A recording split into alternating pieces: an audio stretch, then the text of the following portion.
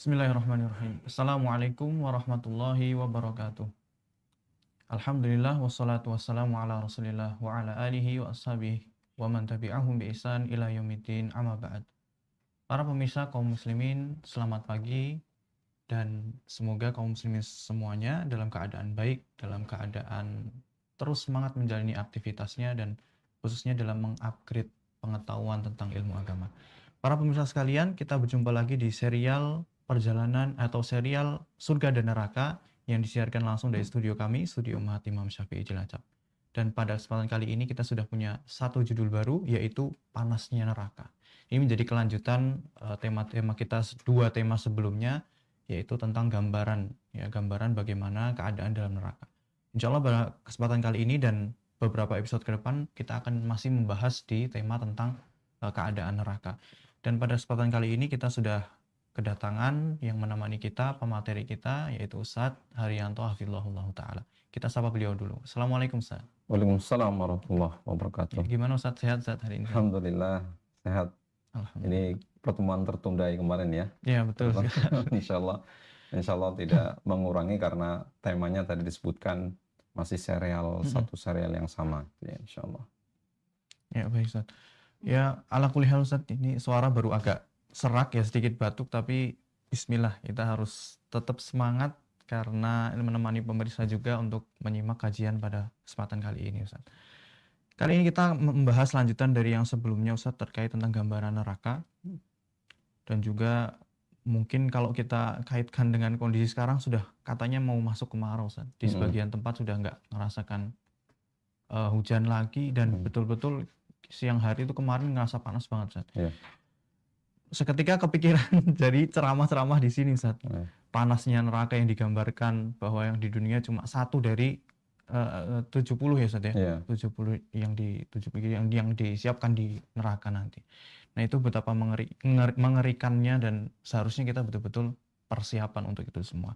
Pada kesempatan kali ini di awal episode ini kita akan menanyakan Ustadz, bagaimana sih terkait tentang gambaran neraka, khususnya tentang depannya, kondisi depan atau pintunya Ustadz. Bagaimana sih pintu dari neraka ini? Kalau surga punya pintu yang pernah dijelaskan di sebelumnya bahwa pintu itu akan diketuk oleh Nabi Muhammad dimasukin. Nah, bagaimana dengan neraka ini Ustadz? Ustadz. Bismillahirrahmanirrahim. Alhamdulillah wassalatu wassalamu ala Rasulillah wa ala alihi washabbihi wa wala wala hawla wala quwata illa billah.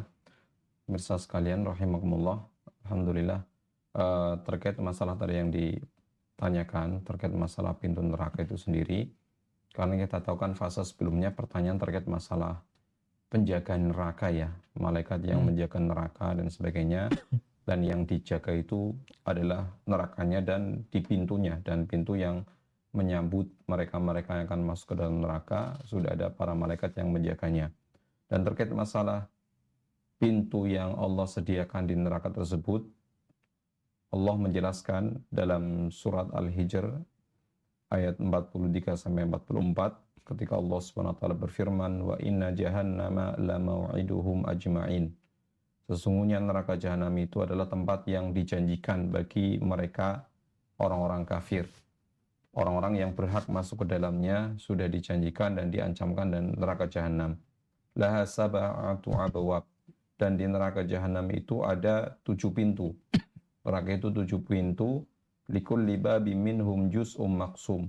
Dan tiap-tiap pintu itu telah ditetapkan untuk golongan tertentu dari mereka.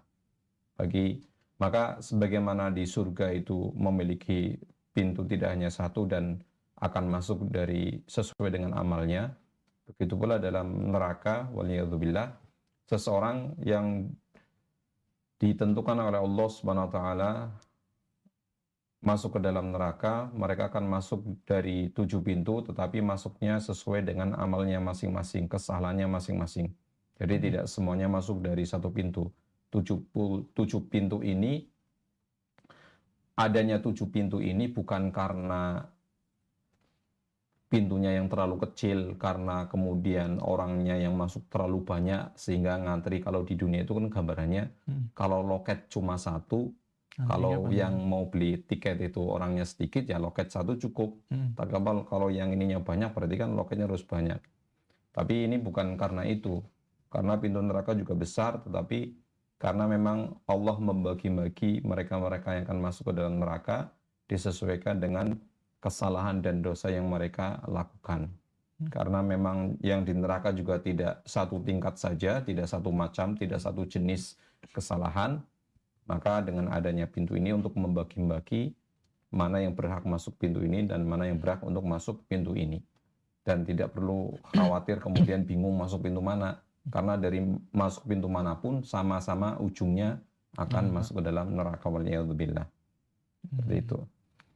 Ya, berarti saya ingat kemarin ada rombongan kelompok orang munafik yang digiring gitu ya, Iya. digiring.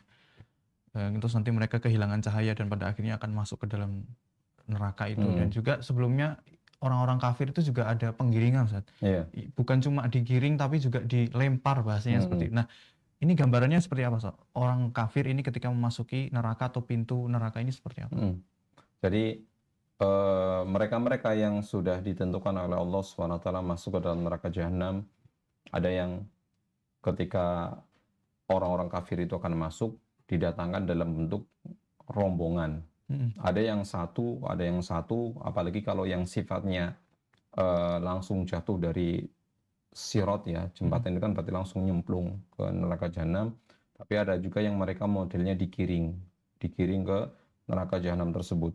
Ini sebagaimana Allah SWT gambarkan dalam surat Az-Zumar ayat 71 sampai 72, Allah SWT berfirman, wasiqal ladzina kafaru ila jahannam zumara. Orang-orang kafir ini akan digiring dalam jumlah yang berbondong-bondong, dalam jumlah jamaah yang besar, digiring ke neraka jahanam. Hatta idza ja'uha futihat abwabuha. Ketika mereka sudah sampai di depan pintunya, maka akan dibuka pintu neraka jahanam untuk mereka masuki. Pintu-pintunya dibuka semua. Yang 7 pintu itu dibuka semua. Wa qala lahum khazanatuha, nanti ada malaikat yang berada di situ yang menjaga di neraka jahanam akan menanyakan kepada mereka. Sebenarnya pertanyaannya hanya sekedar pertanyaan ini bukan untuk ujian lagi, karena mereka sudah jelas akan masuk neraka. Bukan kemudian ditanya menjawab, kalau jawabannya benar maka nggak jadi masuk neraka, enggak, karena posisi mereka sudah menjadi calon penghuni neraka tersebut. Pertanyaannya yang untuk membuat mereka tambah menyesal bahwa ternyata kesalahan mereka yang mereka lakukan di dunia ini merupakan sebab yang menjadikan mereka masuk dalam neraka.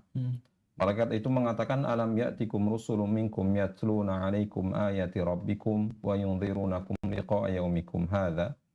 Apakah dahulu ketika dunia tidak ada rasul yang datang kepada kalian yang membacakan ayat-ayat Allah dan mengancam kalian, menceritakan kepada kalian, memberikan peringatan kepada kalian tentang pertemuan pada hari ini, tentang hari kiamat?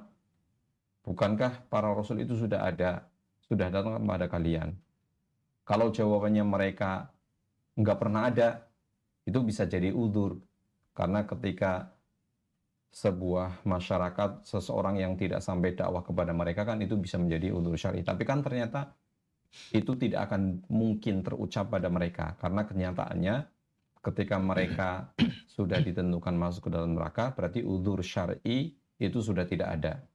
Sehingga mereka hanya bisa mengatakan, qalu bala, ya, sudah datang kepada kami, walakin haqqat kalimatul adzab yang 'alal kafirin, tetapi telah pasti berlaku ketetapan adab terhadap orang-orang yang kafir. Allah sudah menetapkan mereka termasuk orang yang kafir dan akan masuk neraka, mereka tidak bisa mengelak dan tidak bisa kabur. Qila dukhulu abwaaba jahannam khalidina fiha, maka kemudian dikatakan kepada mereka, masuklah ke dalam neraka jahanam melalui pintu-pintu ini dan kekalah kalian di dalamnya. Fabi'sa maswal mutakabbirin, dan ini termasuk, dan neraka jahanam adalah seburuk-buruk tempat bagi orang-orang yang menyombongkan dirinya. Mereka dikatakan sebagai orang yang sombong karena sudah datang kebenaran kepada mereka berupa diutusnya para rasul, dibacakan ayat-ayat, kemudian dijelaskan tentang ancaman bagi mereka yang tidak mau mengikuti dakwah para rasul dengan neraka jahanam. Tapi mereka tetap bersikukuh menolak. Maka penolakan terhadap kebenaran itu kan, kalau kita melihat definisi dari Sombong. Sombong itu kan baturul haq wa ghamtun nas, menolak kebenaran dan merendahkan manusia. Maka kesombongan inilah yang menyebabkan kemudian mereka dimasukkan ke dalam neraka jahanam, waliyadzubillah. Pertanyaan yang ditanyakan oleh malaikat penjaga tadi Ustaz, itu tadi yang dinamakan bentuk siksaan batin itu Ustaz ya? Ya, bisa dikatakan seperti itu. Ya, karena sebenarnya kalau nggak ditanya juga apa namanya, kalau kita dalam kehidupan sehari-hari ya, kalau kita dulu, kalau kita pernah mengingat, kita pernah berbuat salah sama orang tua, bandel, diingatkan sama orang tua, jangan lari-lari nanti jatuh. Setelah jatuh, pulang, nangis, orang tua kadang menyiksa kita dengan ucapan, bukannya tadi sudah saya tahu, jangan lari-lari tadi jatuh kan, sana mandi, sana kan. Jadi ucapan orang tua sebenarnya tahu, sama-sama tahu, anak juga tahu, orang tua juga tahu, tetapi orang tua mengulangi itu menjadi peringatan pada mereka, dan juga kita juga merasa jadi malu kan, malu banget, oh ya sudah dikasih tahu, tapi kitanya itu memang bandel, makanya mendapatkan akibat dari kebandelan kita seperti itu. Oke. Nah, setelah masuknya orang-orang kafir tadi Ustaz, kemudian kan melalui beberapa pintu tadi Ustaz ya, mereka masuk. Nah, setelah itu kondisi pintunya seperti apa? Apakah ditutup setelah itu atau tetap dibuka atau bagaimana Ustaz? Jadi ketika penghuni neraka mereka sudah pada masuk semuanya, maka setelah neraka itu sudah terisi dengan para penghuninya yang sudah ditetapkan oleh Allah Subhanahu wa taala, maka setelah itu pintunya akan ditutup. Tujuannya adalah agar mereka tidak kabur, meskipun sebenarnya mereka tidak akan bisa kabur. Tetapi dengan ditutupnya pintu ini, mereka juga menjadi pesimis ya, menjadi tambah pesimis. Kesempatan itu tidak ada. Kalau kita masuk penjara tapi pintunya dibuka, masih ada dorongan untuk kabur. Walaupun diborgol gitu ya. Ya. Tapi kalau sudah pintu ditutup, dikunci, ada yang jaga, ya bayangan untuk kabur kayaknya sulit seperti itu. Makanya memang Allah SWT juga menyebutkan dalam surat Al-Balad, Allah SWT berfirman, walladzina kafaru biayatina hum ashabul masy'amah. Dan orang-orang yang kafir kepada ayat-ayat Allah, mereka itu adalah golongan yang kiri. Alaihim narum muqsadah. Mereka berada di dalam neraka yang ditutup rapat. Ketika mereka dimasukkan ke dalamnya, lalu ditutup rapat-rapat sehingga tidak ada jalan keluar bagi mereka untuk kabur. Meskipun dengan adanya para malaikat yang menjaga dan mengawasi mereka dan menyiksa mereka di neraka itu sudah cukup, mereka tidak akan bisa kabur. Tapi dengan ditutupnya pintu ini menjadi penguat dan menjadikan mereka tambah pesimis untuk ada harapan kabur, itu tidak akan bisa seperti itu. Oke, jadi jelas ya kalau memang kabur itu tidak akan mungkin ya. Kalau kita kemarin dengar di beberapa kejadian akhir-akhir ini ada cerita napi di suatu penjara itu kabur gitu. Yeah. Itu pun nanti ujung-ujungnya sebagian dari mereka, sebagian besar kasus seperti itu mesti ketangkap dan balik lagi gitu. Nah, kalau di neraka kan tidak mungkin Ustaz. Tapi adakah Ustaz, ada usaha nggak dari penghuni neraka ini yang diceritakan dalam Al-Quran, mungkin mereka itu berusaha untuk kabur Ustaz? Gitu. Ya, kalau keinginan dan usaha yang disebutkan dalam dalil ada, tapi kan sebenarnya itu usaha yang sia-sia. Kalau di dunia itu kan memang sebenarnya masih ada kemungkinannya bisa lolos ya, bisa lolos lah. Apalagi sebenarnya ada batas tertentu, mereka sebenarnya ada sebagian yang kasus kaburan ini mereka sebenarnya sudah mau selesai masa penjaranya, cuma kan ada yang sudah nggak sabar. Ada yang melihat karena adanya kesempatan mereka, ketika ada peluang itu besar, mereka ada dorongan. Tapi ketika kesempatan itu tidak ada, maka niat itu ada kalanya terurungkan. Tapi ketika seseorang itu dalam kondisi sangat tersiksa, dalam kondisi merasa sangat tidak nyaman, maka dorongan juga tambah kuat, meskipun peluang untuk kabur itu sulit. Tetapi karena saking sakitnya siksaan tersebut, saking tidak betahnya, karena saking pedihnya kehidupan, mereka berusaha untuk kabur, meskipun hasilnya juga sia-sia. Dan itu juga yang terjadi pada mereka-mereka yang di dalam neraka. Allah Subhanahu wa taala mengatakan, yuriduna ayyakhruju minan nar wa ma hum bikharijina minha. Mereka ingin keluar dari neraka padahal mereka itu sekali-kali tidak dapat keluar dari neraka. Walahum adzabum muqim, dan mereka mendapatkan siksa yang kekal.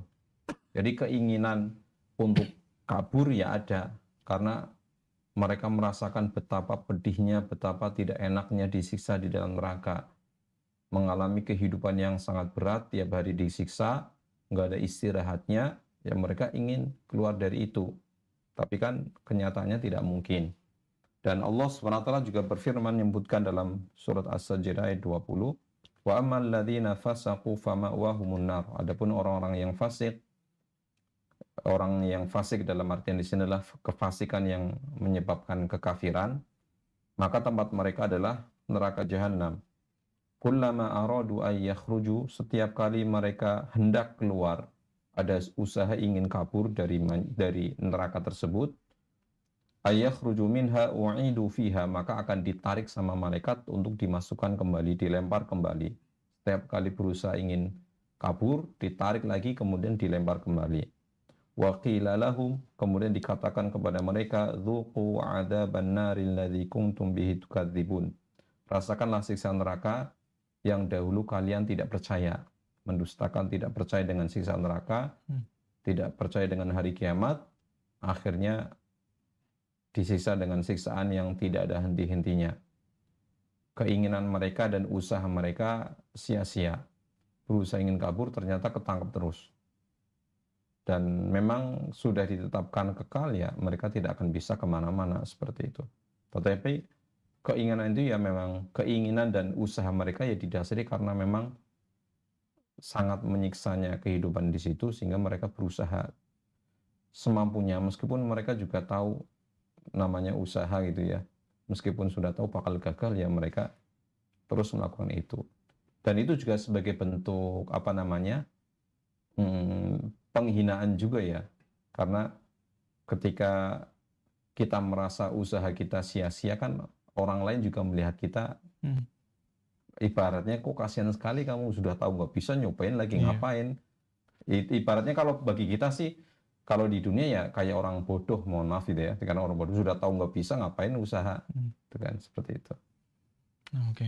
Nah, ini mungkin ada satu poin yang saya tangkap, Ustaz. Ini nasihat untuk diri saya pribadi terutama. Orang berusaha, nanti orang-orang kafir itu berusaha kabur di neraka gitu, dan tidak akan bisa. Harusnya kalau mau kabur lari dari api neraka tuh sekarang saatnya, Ustaz ya. Di dunia gitu, maksudnya menjauhi segala yang dilarang oleh Allah, yang diharamkan itu berusaha dijauhi sejauh-jauhnya, berarti itu adalah usaha kita untuk lari kabur dari api neraka itu yang betul-betul bisa direalisasikan begitu. Secara analogi harusnya seperti itu, tapi kan karena yang menjadi dasar mereka tidak ada keinginan untuk kabur dari ancaman neraka, karena memang pada dasarnya mereka tidak percaya, tidak mau mempercayai. Lah wong yang percaya aja, yang percaya adanya neraka aja, amalannya seolah-olah waliyadzubillah tidak menunjukkan bahwasannya kita takut terhadap neraka. Orang muslim kan, keimanan yang dasar bagi seorang muslim, karena ini termasuk dari bagian rukun iman, itu kan beriman terhadap akhirat yang di dalamnya iman terhadap siksa neraka. Harusnya keimanan kita terhadap hal seperti ini menjadikan kita untuk lebih bersiap-siap supaya jangan sampai masuk ke situ. Tetapi kenyataannya kan tidak semua menunjukkan bahwasanya dia itu takut kepada neraka. Apalagi mereka yang belum muslim atau dikatakan tidak meyakini tersebut. Dan ini banyak sekali.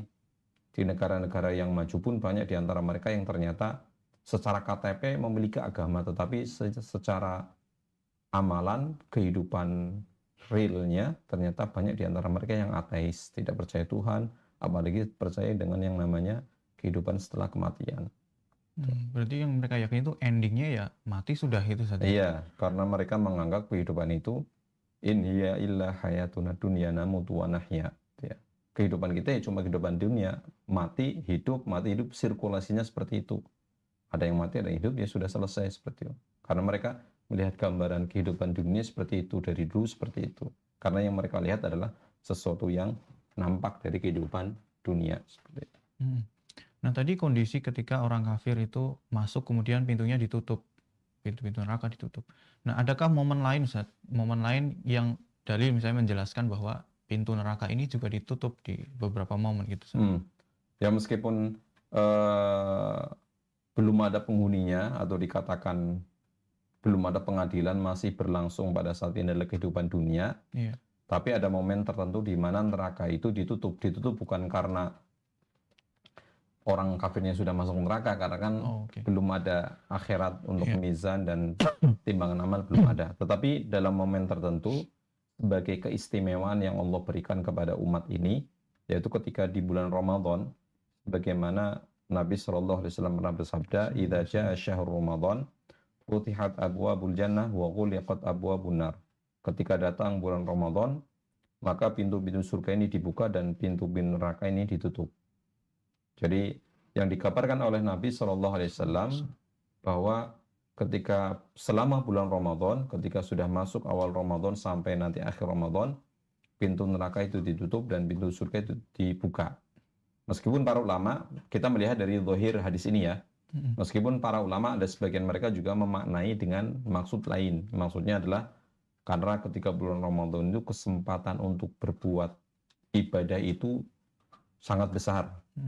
Kesempatan berbuat dosa itu sangat kecil. Karena bi'ah ataupun lingkungan, kondisi yang memang biasanya kalau Ramadan kan orang lebih semangat untuk ibadah daripada yang lain.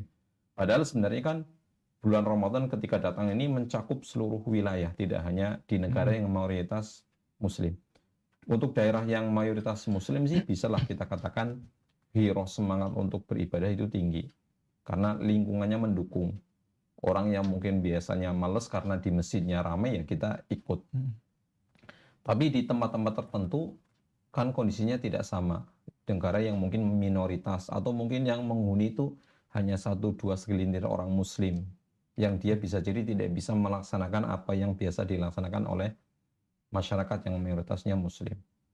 Jadi ketika bulan Ramadan ini memang Allah jadikan keistimewaan di mana pintu surga itu dibuka, pintu neraka ditutup, agar kaum muslimin peluang untuk masuk surga itu diperbesar oleh Allah Subhanahu wa taala dengan adanya amal-amal soleh dan pelipat gandaan dari pahala untuk amal soleh tersebut. Oke. Tadi saya sempat bingung, Ustaz. Ini tadi kan sudah ditutup nih, yang ketika orang kafir sudah masuk. Tapi ada momen ketika ada momen lain yang pintu itu akan ditutup lagi. Ya, ini bagaimana buka tutup bagaimana?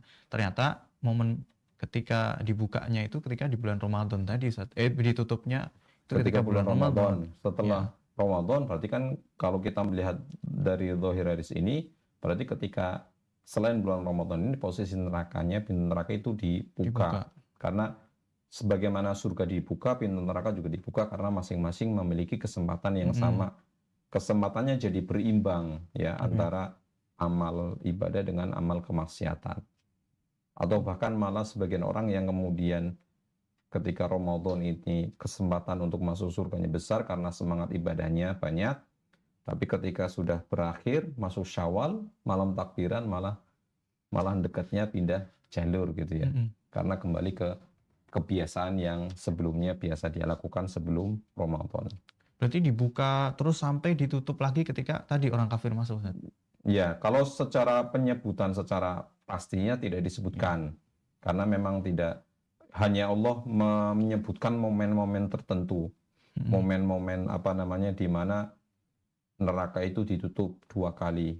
Ada 2 momen. Momen ketika bulan Ramadan, momen ketika orang-orang musyrik sudah, orang-orang kafir atau penghuni neraka itu sudah masuk kemudian ditutup. Adapun setelahnya apakah dibuka atau ditutup, yaitu kita perlu dalil lagi yang lebih jelas, lebih pastinya gitu seperti itu. Oke, baik.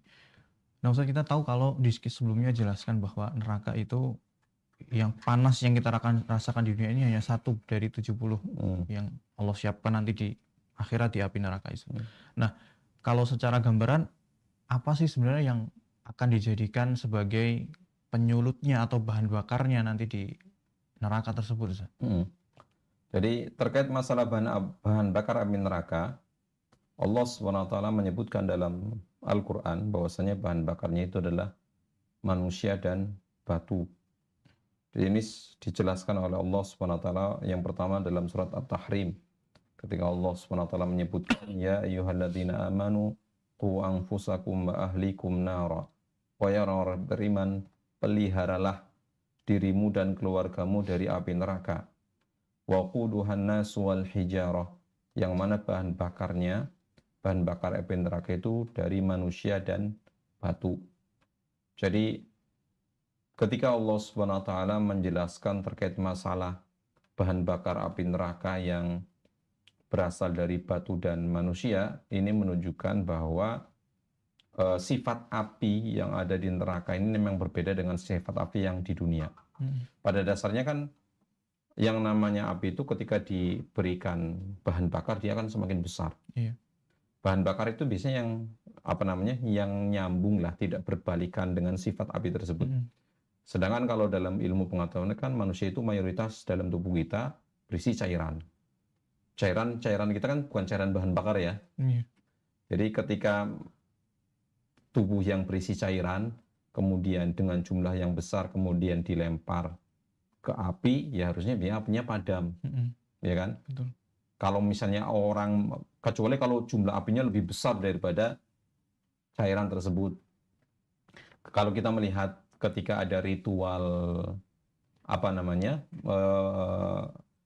orang itu dibakar, dijadikan abu, yang nanti abunya dilarung, bahasa kita dilarung di sungai atau disimpan abu jenazahnya gitu kan, itu kan membutuhkan kayu untuk bahan bakarnya sangat banyak agar itu memang benar-benar hancur sampai jadi abu, jadi hancur gitulah.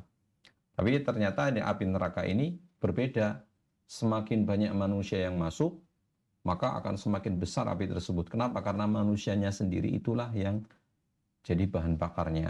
Jadi bukannya kemudian, ini jangan sampai kepikiran, wah neraka ini kalau yang masuk manusia banyak banget ditumpuk-tumpuk, berarti yang terakhir nanti nggak kena panas karena ketutupan kan.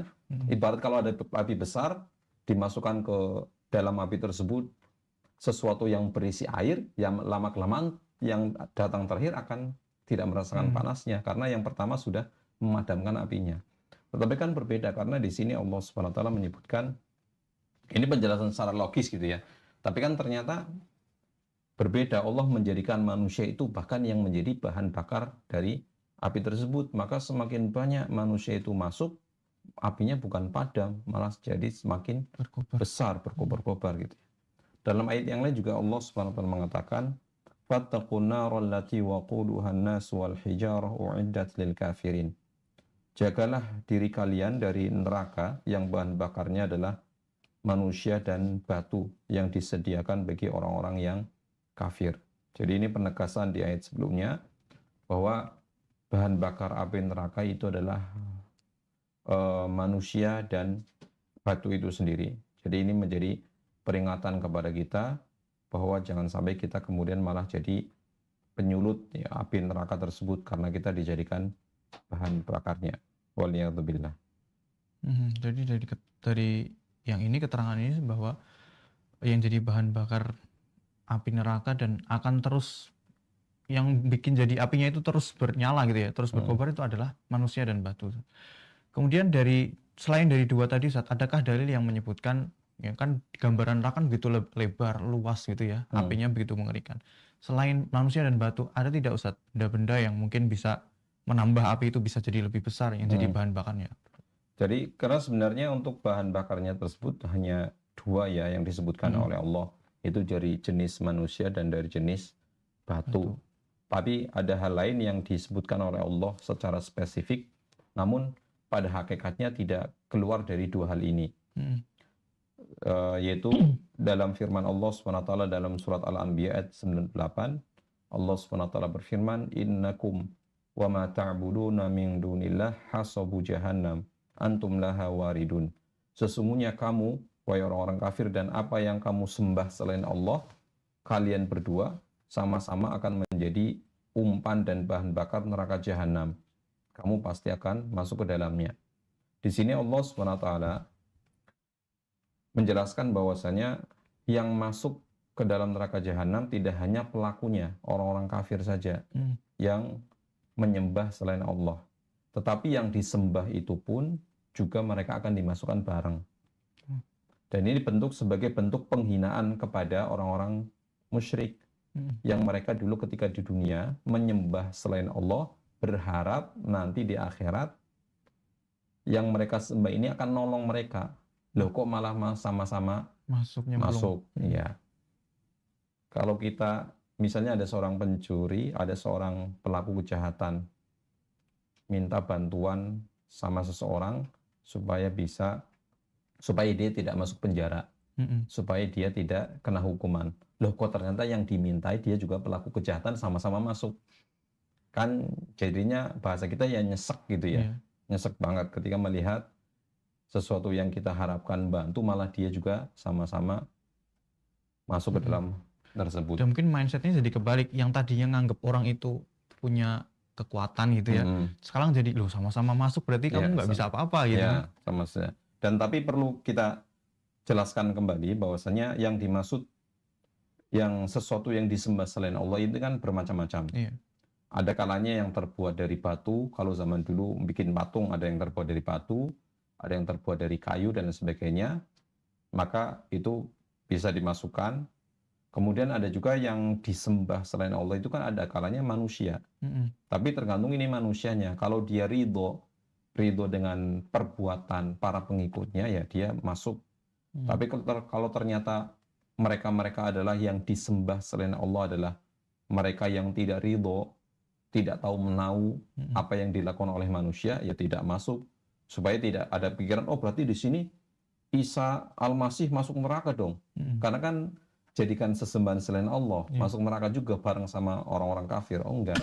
Karena kita katakan yang dimaksud masuk di sini adalah sesembahan selain Allah, mereka-mereka yang ridho dengan peribadahan tersebut. Adapun mereka yang tidak ridho, termasuk kan orang-orang kafir, orang-orang musyrikin, mereka menganggap para malaikat itu adalah anak perempuannya Allah, putri-putrinya Allah. Orang Yahudi menganggap Uzair ibnullah, Uzair adalah anak Allah. Tapi persembahan mereka itu mudorotnya hanya terhadap mereka saja. Adapun mereka yang disembah tidak, karena mereka tidak tahu menahu dan tidak ridho terhadap peribadahan tersebut. Jadi perlu ditegaskan di sini bahwa yang masuk ke dalam neraka jahanam dari Tuhan-Tuhan selain Allah, ketika itu berasal dari manusia, makhluk, maka syaratnya harus ridho dengan peribadahan tersebut. Kalau tidak ridho ya tidak masuk ke dalam neraka bersama orang-orang kafir tersebut.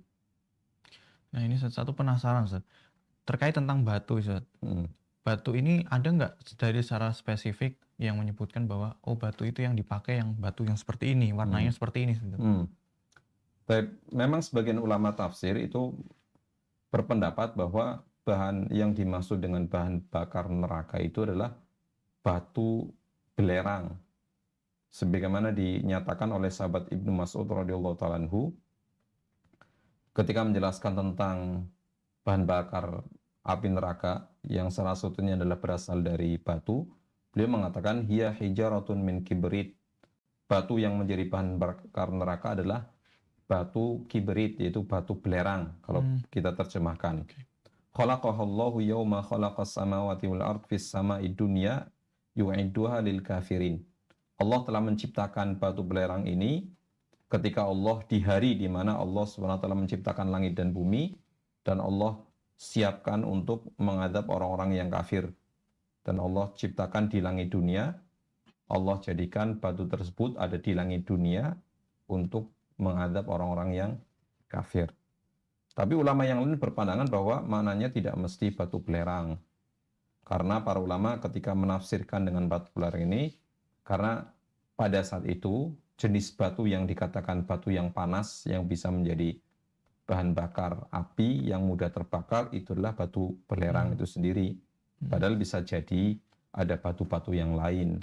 Batu-batu yang lain yang mungkin batu bara dan sebagainya, mungkin batu lain yang masih memungkinkan hal tersebut.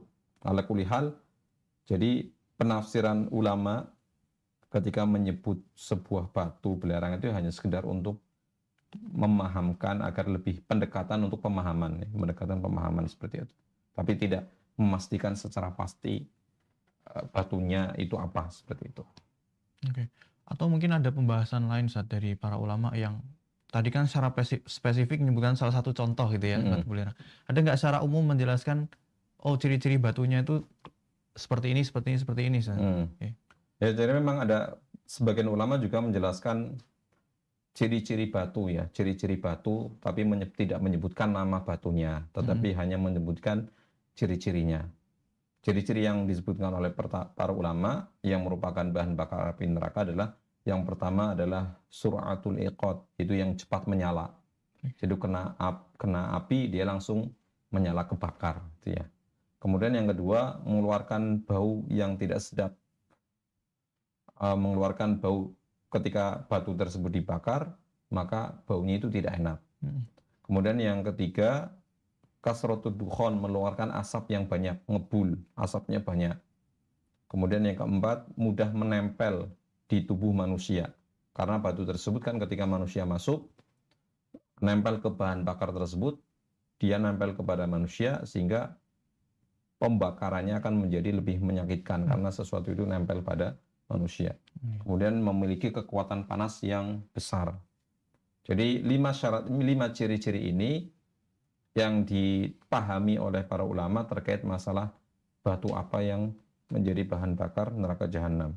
Tapi kesimpulannya bahwa penafsiran sebagian ulama ketika menyebutkan batu belerang itu kan sebagai pendekatan saja, pendekatan pemahaman. Tapi tidak untuk menjelaskan hakikat batu neraka itu seperti apa. Karena bisa jadi ada penamaan yang mirip tetapi hakikatnya itu tetap akan berbeda, gitu ya. Karena sahabat Abdullah bin Abbas radhiyallahu ta'ala anhuma pernah mengatakan, laisa fid dunya mimma fil akhirah illa al-asma. Tidak ada sesuatu yang di dunia kemudian di akhirat ada, tapi hakikatnya itu sama. Maksudnya, kalau dalil itu menyebutkan sesuatu, sebuah nama, yang nama itu ada di dunia, tapi kita harus meyakini kesamaan yang disebutkan oleh dalil untuk sesuatu yang ada di alam akhirat dengan di dunia, baik surga ataupun neraka, di dunia kok ada, maka itu hanya kesamaan nama saja. Namanya sama. Karena sebagaimana di dunia ada yang namanya susu, ada madu, ada sungai, di surga juga ada. Di neraka ada api, di dunia juga ada api. Di neraka ada batu, di dunia juga ada batu. Tetapi meskipun penamaan ini sama, kita harus meyakini bahwa misalnya hakikatnya itu akan berbeda. Penyebutan-penyebutan ini kan Allah memberikan nama-nama, yang ada di alam akhirat dengan sesuatu yang sama dengan di dunia kan supaya manusia itu tidak terlalu bingung, lebih mudah paham, sudah bisa mengerti.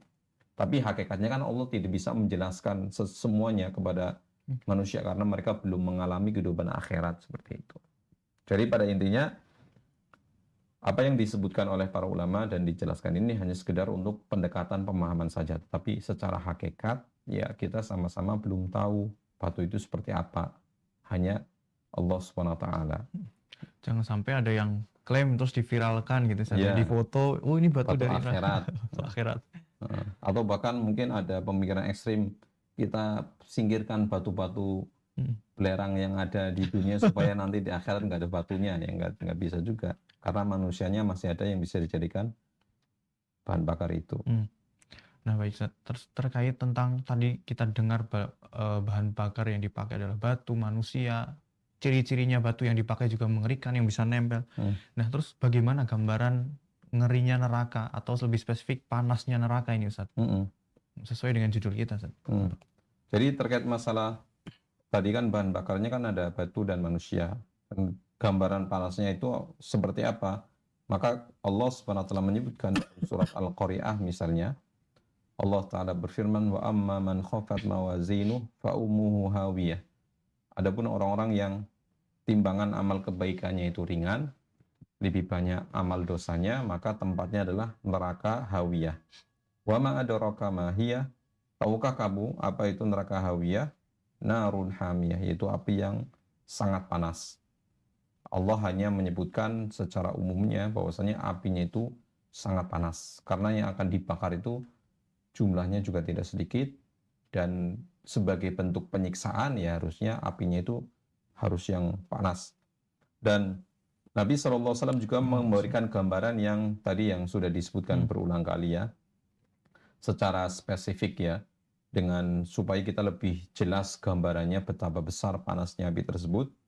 Ketika beliau Nabi SAW bersabda, narukum hadhihi allati yuqidu banu Adam juz'un min sab'ina juz'an min nari jahannam. Api kalian ini yang dinyalakan, yang digunakan oleh manusia di dunia, sebesar apapun api yang ada di dunia, sepanas apapun, kalau kita melihat di di kehidupan dunia ini kan api macam-macam, ada yang merah, ada yang warna biru.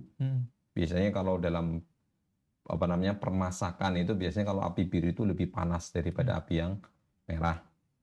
Dan ada asar yang lain juga yang menyebutkan api itu macam-macam, ada yang bisa berubah api itu jadi hitam ketika sudah sangat panas gitu ya. Ala kulli hal, sepanas apapun api yang ada di dunia ini yang digunakan oleh manusia di dunia itu hanya 1 dari 70 bagian. Kalau ada istilah kita ada level gitu ya. Kalau makanan ada pedas level 1, level 2, level 3. Ya, yang di dunia ini hanya cuma level 1. Adapun 69 yang lainnya itu nanti di neraka. Maka ketika mendengar ini para sahabat mengatakan, wallahi in kanat lakafiyah ya Rasulullah. Api di dunia ini saja dengan level yang cuma 1 itu sudah bisa bikin orang itu hancur, gosong, bisa menghancurkan segalanya. Hutan yang besar pun bisa hangus seketika. Apalagi manusia itu bisa langsung gosong itu cepat. Bagaimana dengan yang 69 itu?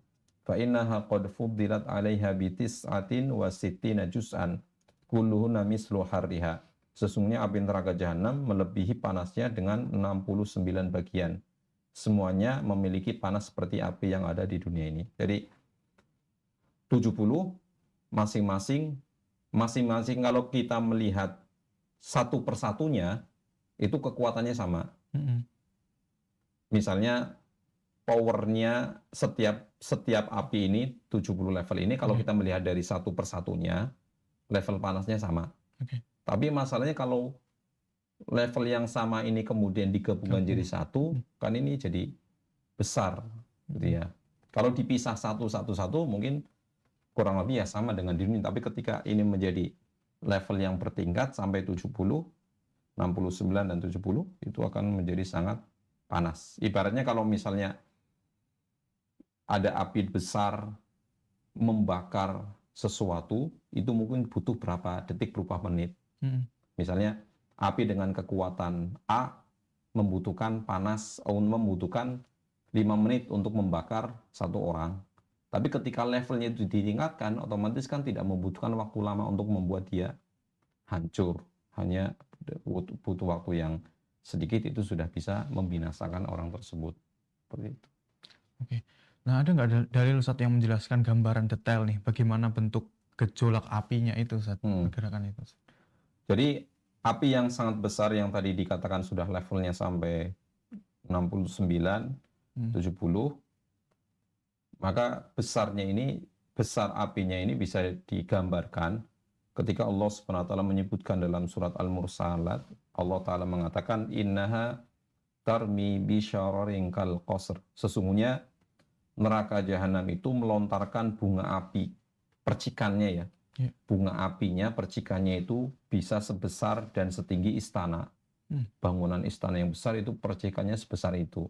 Jadi percikannya aja sudah tergambar, sudah bisa menghancurkan dan menghanguskan orang. Ka'annahu jimalatun sufur, seolah-olah ia adalah iringan unta yang kuning. Jadi api yang besar ini percikannya sudah besar, itu sudah tergambar bagi kita betapa besarnya. Kan kita kalau melihat api besar kebakaran itu kan berarti kan luapannya semakin besar api tersebut, maka semakin luapannya, percikannya itu akan semakin besar pula. Kemudian dahsyatnya api tersebut juga digambarkan oleh Allah SWT.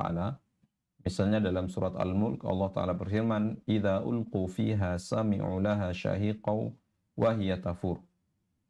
Apabila mereka orang-orang kafir ini dilemparkan ke dalam neraka jahanam, mereka akan mendengar suara neraka yang mengerikan, sedang neraka itu menggelegar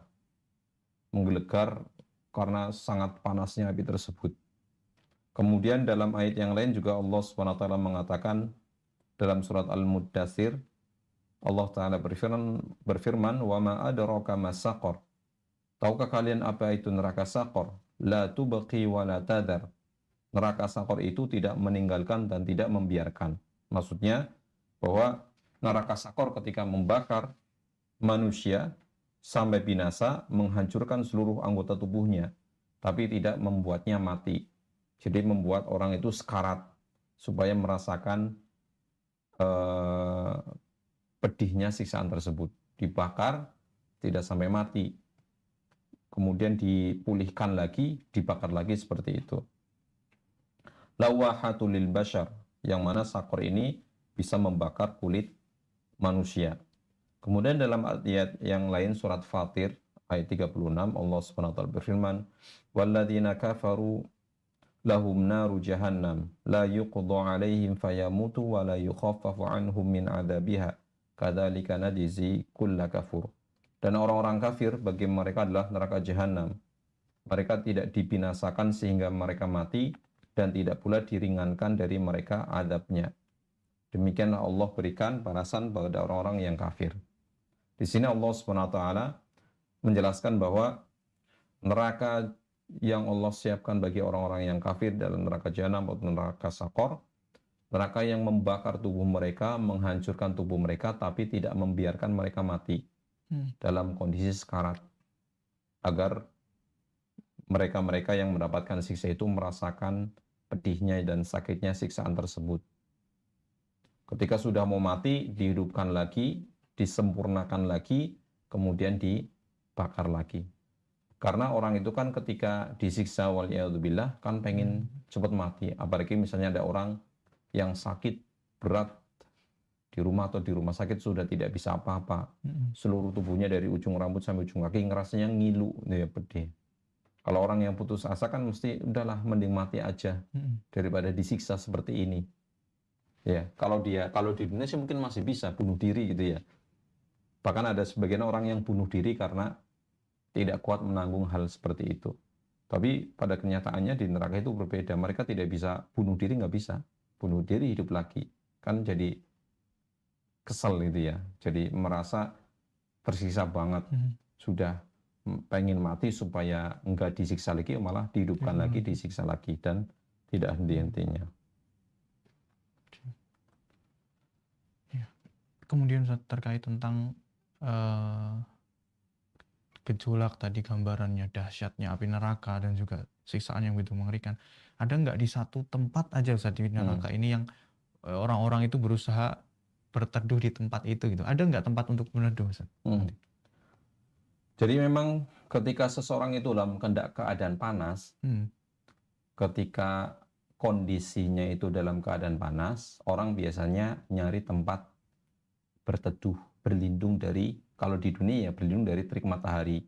Ngadem, bahasa kita ngadem, cari sesuatu yang bisa lebih meringankan panas kita. Kalau keluar kepanasan ya mending masuk. Apalagi kalau masuk ke dalam sudah ada AC-nya, tambah enak lagi. Tapi kenyataannya di neraka itu meskipun ada naungan, tapi naungannya sama saja karena di sekelilingnya api semua. Kalau boleh kita mengibaratkan ya, kita berada di bawah naungan pohon yang besar. Tapi di sekeliling kita itu api semua. Kebakaran hutan, kita di tengah-tengah sendirian, tapi ada satu pohon yang tidak terbakar.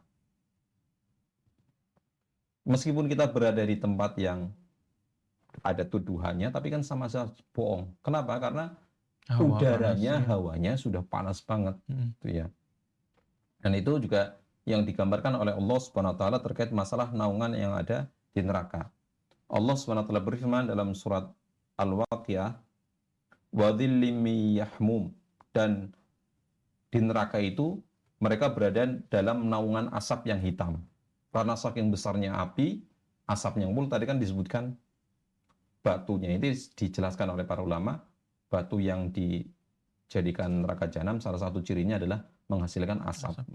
Yang asap itu ketika naik ke atas kan seolah-olah seperti jadi naungan di atas kita. Ketika asapnya itu naik, otomatis itu seolah-olah jadi naungan bagi kita. Tapi naungannya asap, bukan naungan udara yang nggak enak juga, gitu kan. Naungan asap yang hitam. La baridi wala karim, yang tidak menjadikan seseorang itu merasa senang, apalagi merasa sejuk. Kalau yang di atasnya yang naungannya itu yang enak, ya kita akan merasa nyaman. Tapi kalau di atasnya asap, ya sama aja, kita akan merasakan tersiksa. Kemudian dalam ayat yang lain, dalam surat Al-Mursalat, Allah SWT mengatakan, intaliqu ila ma kuntum bihi tukadzibun. Dikatakan kepada mereka pada hari kiamat, pergilah kalian mendapatkan siksaan yang dahulu kalian tidak percaya. Intaliqu ila dhillin dhi salasi syu'ab. Pergilah kamu untuk mendapatkan naungan yang memiliki 3 cabang. Tetapi naungan yang memiliki 3 cabang ini, la dhalilin wa la yughni minal lahab, yang tidak bisa melindungi dan tidak pula menolak dari nyala api neraka. Ketika mereka lari ke tempat berlindung, bernaung, ternyata tempat berlindungnya ini tidak bisa mencegah mereka untuk mendapatkan kenyamanan, bahkan api yang ada di sekelilingnya juga sampai kepada mereka. Jadi mereka tidak bisa menghindar dari lalapan api. Meskipun berada di tempat naungan pun, mereka akan terkena lalapan api tersebut. Pada intinya, naungan yang ada pada neraka jahanam, naungannya berupa asap, yang itu juga membuat panas, dan ketika ada naungan pun, naungan tersebut tidak bisa melindungi mereka dari lalapan api neraka. Jadi pada intinya ya naungannya tidak memberikan faedah sama sekali, seperti itu. Nah, kemudian terkait tentang orang-orang yang misalnya minta diringankan gitu, Ustaz.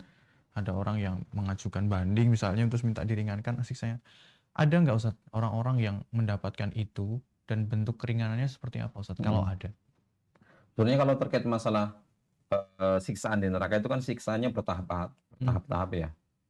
Berbagai macam jenis siksaan, dan nanti ada pembahasan sendiri, contoh-contohnya seperti apa dan yang paling ringan seperti apa. Tetapi ketika seseorang itu sudah mendapatkan siksaan tertentu, hukuman tertentu, maka hukuman yang diterima oleh orang tersebut tidak bisa dia meminta untuk kompensasi atau keringanan dari siksaan tersebut. Apalagi mereka orang-orang yang kafir yang dijadikan oleh Allah sebagai penghuni neraka yang kekal. Allah SWT berfirman, "Fadzuqu falan nazidakum illa adaba." Oleh karena itu rasakanlah siksaan tersebut, dan kami sekali-kali tidak akan menambah kepada kalian selain dari siksaan tersebut. Jadi tidak ada keringanan apa-apa, bahkan siksaannya akan ditambah. Dalam surat lain Al-Isra, Allah SWT berfirman, "Ma'wahum jahannam kullama khobat zidnahum sa'ira." Tempat kediaman mereka adalah neraka jahanam. Tiap kali nyala api jahanam itu akan padam, maka kami tambah bagi mereka nyalanya. Setiap kali mereka disiksa, kemudian apinya sudah mau berkurang, akan ditambah lagi, tambah besar, agar menambah siksaan bagi mereka. Kemudian dalam surat Al-Baqarah, Allah SWT juga berfirman, "Ulaika alladzina ishtarawul hayata dunya bil akhirah." Orang-orang yang membeli kehidupan dunia dengan kehidupan akhirat, lebih memilih kehidupan dunia dengan menjual akhirat, mengorbankan agama untuk mendapatkan nikmat dunia. Fala yukhaffafu anhumul adab wala hum yunsarun. Maka mereka nanti di neraka tidak akan diringankan siksa mereka dan tidak akan mendapatkan pertolongan. Jadi dari ayat-ayat ini menjelaskan bahwa siksaan yang ada mereka tidak diringankan bagi mereka-mereka yang mendapatkan siksaan tersebut, sesuai dengan siksaannya masing-masing, sesuai dengan amalnya masing-masing. Karena tadi kita sampaikan neraka itu jenis siksaannya berbeda-beda, tingkatnya berbeda-beda, pintunya juga tidak hanya satu. Tetapi ketika mereka sudah mendapatkan siksa tersebut, tidak akan mendapatkan keringanan dari Allah SWT.